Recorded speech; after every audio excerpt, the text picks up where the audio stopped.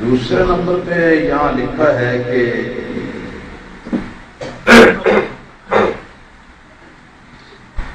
حضرت علی کو ابو بکر صدیق، عمر فاروق اور عثمان ذو النورین تینوں کا آقا بنایا، اور ان تین حضرات کو سیاسی حکمران ٹھہرایا اور حضرت علی رضی اللہ تعالیٰ عنہ کو روحانی حکمران قرار دیا۔ ایسا کہنا کیسا ہے؟ تو یہ بات جو ابھی میرے سامنے آئی ہے، یہ بات بھی اسی طرح مردود ہے جیسے کہ پہلی بات بھی مردود تھی۔ اہل سنت و جماعت کا عقیدہ اور نظریہ جو ہے وہ یہ ہے کہ صحابہ کرام میں سے، بلکہ اس ساری امت میں سے، حضور صلی اللہ علیہ وسلم کے بعد اس ساری امت میں سے سب سے افضل حضرت ابو بکر صدیق رضی اللہ تعالیٰ عنہ ہیں، دوسرے نمبر پہ حضرت عمر فاروق رضی اللہ تعالیٰ عنہ ہیں، تیسرے نمبر پہ حضرت عثمان رضی اللہ تعالیٰ عنہ ہیں، چوتھے نمبر پہ حضرت علی مرتضیٰ رضی اللہ تعالیٰ عنہ۔ اور حضرت علی مرتضیٰ کو پہلے نمبر پر ماننا یہ شیعہ کا عقیدہ ہے، یہ کسی سنی کا عقیدہ نہیں ہو سکتا۔ اچھی طرح سمجھ لینا، جو لوگ اس قسم کے نظریات کا پرچار کر رہے ہیں وہ سنی نہیں ہے۔ اگر وہ سنی کہلاتے نہیں اپنے آپ کو تو منافقت کی راہ سے سنی کہلاتے ہیں، سنیوں کو دھوکہ دینے کے لیے۔ اس لیے آپ حضرات کو ان کے دھوکے سے اپنے آپ کو بچانا چاہیے۔ اے کاش کہ کبھی مولا علی کے زمانے میں تو بھی ہوتا ایسے بہتان لگانے والے، یا مولا علی تیرے زمانے میں ہوتے اور ہم سب اپنی آنکھوں کے ساتھ دیکھتے کہ تجھے کان پکڑا کر تیرے جسم کے اوپر وہ کوڑوں کی سزا، جو جھوٹے کی سزا، جو سزا بہتان تراشنے والے کی سزا ہے، وہ سزا تجھے دیتے۔ یہ ہے تو مولا علی کی نظر میں، تو کیا سمجھتا ہے؟ یہ کہاں اہل سنت و جماعت کا عقیدہ ہے؟ میں حیران ہوتا ہوں لوگ کیوں اس کو سنی سمجھتے ہیں۔ یہ کہاں سے سنی ہے؟ اس کے عقیدے اہل سنت و جماعت کے خلاف ہیں۔ اور پھر یہ آخری دنوں کے اندر جو ایک اور عقیدہ اس نے ایجاد کیا ہے وہ یہ ہے کہ نبی کریم صلی اللہ تعالی علیہ وسلم کی ایک خلافت ظاہرہ ہے، ایک خلافت باطنہ ہے۔ تو خلافت ظاہرہ جو ہے، یعنی یہ جو حکومت ہے دنیاوی حکومت، اس کے اعتبار سے ابو بکر صدیق خلیفہ اول بلا فصل ہیں نبی کریم صلی اللہ تعالی علیہ وسلم کے، اور جو باطنی فیوز و برکات کی جو خلافت ہے، باطن کی خلافت ہے، اس کے اعتبار سے حضرت علی مرتضیٰ رضی اللہ تعالیٰ عنہ خلیفہ اول بلا فصل ہیں۔ یہ اس نے ایک نیا عقیدہ جو ہے یہ بھی جنم دیا ہے، حالانکہ اہل سنت و جماعت صدیوں سے اس بات کے اوپر محکم یقین کے ساتھ چلے آ رہے ہیں کہ نبی کریم صلی اللہ تعالی وسلم کے چاروں خلفاء کی جو ترتیب ہے، سب سے پہلا نمبر ابو بکر صدیق کا، دوسرا حضرت عمر فاروق اعظم کا، تیسرا حضرت عثمان ذو النورین کا، چوتھا حضرت علی مرتضیٰ رضی اللہ تعالیٰ عنہ کا۔ تو جس طرح ان کی ترتیب خلافت کی ہے، اسی طرح ان کے درجات اور ان کی فضیلت کی بھی ترتیب ہے۔ حضرت علی مرتضیٰ رضی اللہ تعالیٰ عنہ نبی کریم صلی اللہ تعالی وسلم کے چوتھے خلیفہ کے طور پر آپ جو ہیں وہ یہ ہمیشہ سے گنے گئے ہیں، ہمیشہ سے شمار کیے گئے ہیں۔ اب یہ ان کو پہلا اور بلا فصل کے لفظ کے ساتھ، جو کہ بلا فصل کا لفظ وہ ہے جس کو شیعہ اپنی اذان میں اور اپنے کلمے کے اندر استعمال کرتے ہیں، صرف ایران کے شیعوں کو خوش کرنے کے لیے اور ان سے پیسے بٹورنے کے لیے اس نے یہ عقیدہ جو ہے گھڑا، اس کے اوپر پوری کتاب لکھی۔ حضرت علی مرتضیٰ رضی اللہ تعالیٰ عنہ خلیفہ اول بلا فصل ہیں، یہ اس نے ایک نیا عقیدہ جو ہے یہ بھی جنم دیا ہے، حالانکہ اہل سنت و جماعت صدیوں سے اس بات کے اوپر محکم یقین کے ساتھ چلے آ رہے ہیں کہ نبی کریم صلی اللہ تعالی وسلم کے چاروں خلفاء کی جو ترتیب ہے، سب سے پہلا نمبر ابو بکر صدیق کا، دوسرا حضرت عمر فاروق اعظم کا، تیسرا حضرت عثمان ذو النورین کا، چوتھا حضرت علی مرتضیٰ رضی اللہ تعالیٰ عنہ کا۔ تو جس طرح ان کی ترتیب خلافت کی ہے، اسی طرح ان کے درجات اور ان کی فضیلت کی بھی ترتیب ہے۔ حضرت علی مرتضیٰ رضی اللہ تعالیٰ عنہ نبی کریم صلی اللہ تعالی وسلم کے چوتھے خلیفہ کے طور پر آپ جو ہیں وہ یہ ہمیشہ سے گنے گئے ہیں، ہمیشہ سے شمار کیے گئے ہیں۔ اب یہ ان کو پہلا اور بلا فصل کے لفظ کے ساتھ، جو کہ بلا فصل کا لفظ وہ ہے جس کو شیعہ اپنی اذان میں اور اپنے کلمے کے اندر استعمال کرتے ہیں، صرف ایران کے شیعوں کو خوش کرنے کے لیے اور ان سے پیسے بٹورنے کے لیے اس نے یہ عقیدہ جو ہے گھڑا، اس کے اوپر پوری کتاب لکھی۔ تو اس طرح کا آدمی جو ہے وہ اہل سنت و جماعت کیسے ہو سکتا ہے؟ آپ سمجھے میری بات کچھ کہ نہیں سمجھے؟ یہ ایسا آدمی سنی کہلانے کا حقدار نہیں۔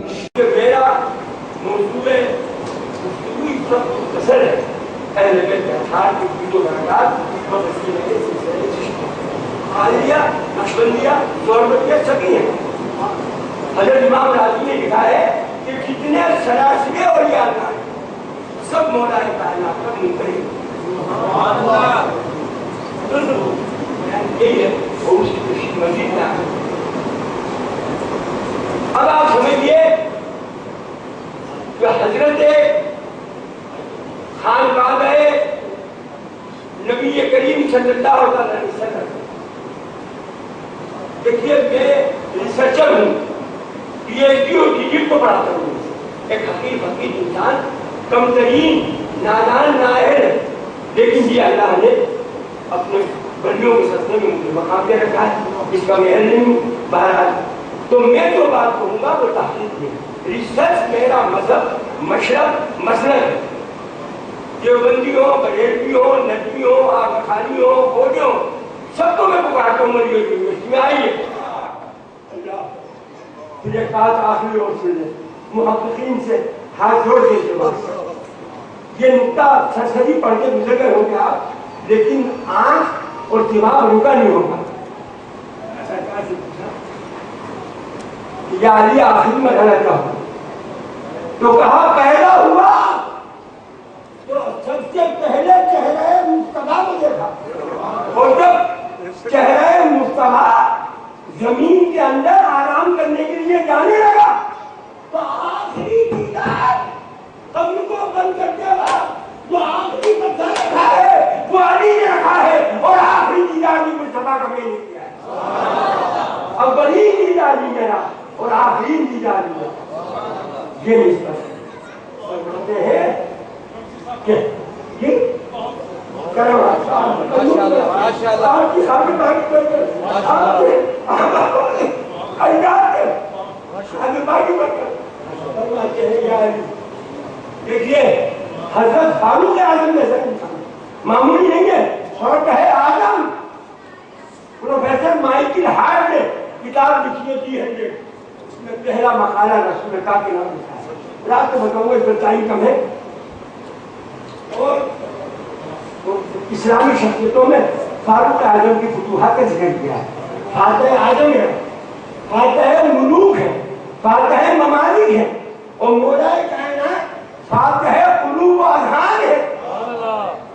فاروق اعظم فاتح ممالک و بلدان ہے, اور سرکار مولا کائنات فاتح قلوب و اذہان ہے. ذہنوں کو بدل دیا. 70 مرتبہ کہا لولا علی لہلکہم. سب ناؤں کا ہوں بھی جملہ ہے کیا, سب ناؤں کا جملہ ہے پڑھاتے ہیں ہم. ہے اگر علی نہ ہوتے تو انہیں ہلاک ہے.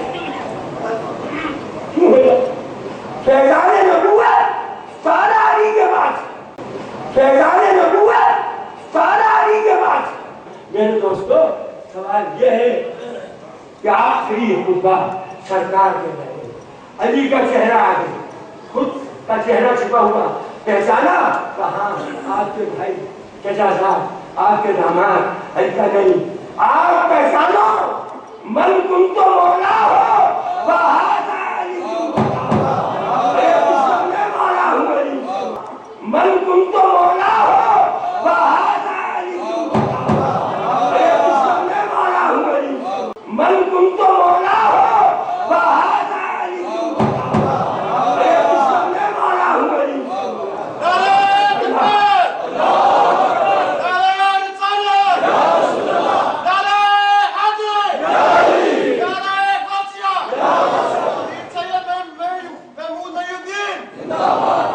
اب میں جناب اظہری صاحب سے توجہ بھیک مانگوں گا. حضرت امام ربانی مجدد افسانی شیخ احمد سرہندی جن کا سلسلہ طریقت ستیت اکبر سے ملتا ہے, ایک شاہ نقشبندیہ کی ستیت اکبر سے ملتی ہے. یہ یاد رکھیں آپ تحقیق رہی مگر فرماتے ہیں کہ شما از فقیر مولانا ضری نوٹ کریں, انہوں نے بات بیان کر دی لیکن فارسی کی اصل عبارت نہیں چلتی ہوئی بیان کی, پنجابی بول رہے تھے. بہرحال بہت اچھا بیان کیا ہے, میں اس کی عبارت کرتا ہوں. کسی نے سوال کیا حضرت فقیر اسلام توجہ کریں کہ شما دربار ہے مولا کائنات علیہ السلام کیوں فرمائی. آج میں دربار ہے علی میں پوچھی علی و نبی ہر دو ان نور ولایت نبوت عشق ان نور ولایت. تو فرمایا کہ قبل ظہور اجسام منصوری الفاظ سے میں چاہوں گا نبی کریم صلی اللہ علیہ وسلم در عالم نور قسام نبوت ہے رسول پاک نبیوں کو نبوتیں بانٹ رہے تھے.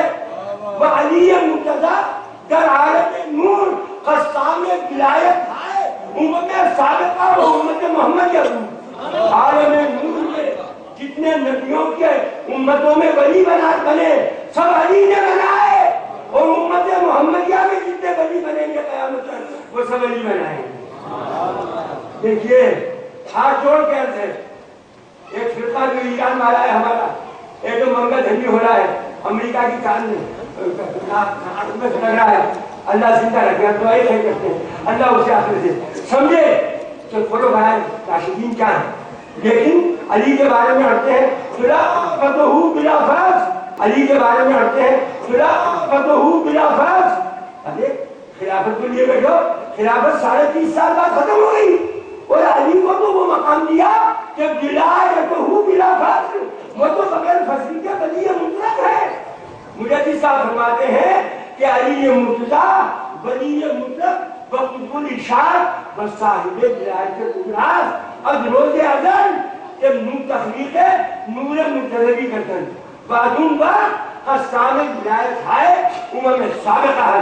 اور پھر فرماتے ہیں وہی ولایت کبریٰ کہ قبولیت کبریٰ از علی تا حسن سنیا با حسن تفریح شد و از حسن با حسین از ایک صاحب بول کرے تفریح شد و از حسین با امام زین العابدین و از امام زین العابدین امام باقر و جعفر صادق و موسیٰ کاظم و موسیٰ رضا و امام تقی و امام نقی یہ سب سجدہ لکھا ہے. 123 میں مکتوب ہے اگر نمیدہ تو غزل کاٹنے میں و امام عسکری رسید و چون وقت امام مہدی احمد ان سلسلہ مفوض بمن خادم ایوب حیدر شد. فرماتے ہیں بانی علی عبدالجد کا وہی مقام وہی منصب مفوض بجناب حسین معاب حضرت عبدالقادر جیلانی شد. ومن نائب منافس نبی صاحب کا الفاظ ہے کہ میں اس جناب کا نائب منام ہوں.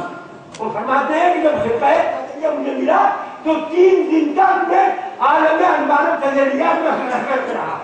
جدت المقامات علامہ محمد حاشم کی کتاب ہے جن کو امام ربانی میں بیٹا کہتے تھے اس میں یہ درج ہے.